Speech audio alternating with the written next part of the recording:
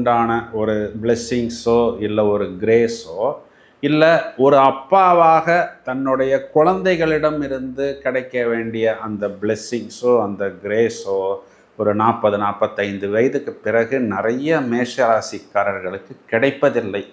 ஒன்று அம்மாவின் மூலமாக அப்பாவிடம் தூது விடுவது, இல்லை மனைவியிடம் குழந்தைகளுக்கு தூது விடுவது.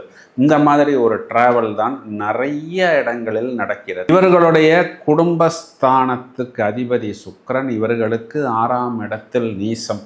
அப்போது அந்த குடும்பத்துக்காக அதிகமாக கடன் வாங்க வேண்டிய ஒரு சூழ்நிலை. அந்த கடனுடைய பெரும் பொறுப்பை இவர்கள் எடுத்துக்கொண்டு இவர்களுடைய தலையில் வைத்து கொள்வது. இப்போ இந்த சுக்கிரன் இங்கே 7ஆம் அதிபதியாக வருவதனால் நிறைய இடங்களில் இவர்களுக்கு அந்த கடன் அப்படிங்கிறது அதிகமாகும் பொழுது ஃபேமிலி லைஃப் செப்பரேஷன் அப்படிங்கிறது நிறைய இடங்களில் இவர்களுக்கு ஏற்பட்டு விடுகிறது.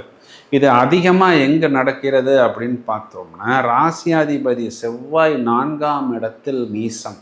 அப்போது தனக்குன்னு இடம், பூமி, சொத்துக்கள் வாங்கும் பொழுது இவர்கள் கண்களுக்கு தெரியாமல் ஏமாற்றப்படுகிறார்கள். இவர்களுக்கு 6ஆம் அதிபதியாக வரக்கூடிய புதன் 6ஆம் இடத்தில் உச்சம்.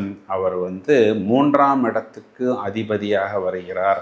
இப்போ நண்பர்களுக்காக வாங்கி கொடுப்பது, இல்லை டாக்குமெண்ட்டில் கையெழுத்து போடுவது, நண்பர்கள்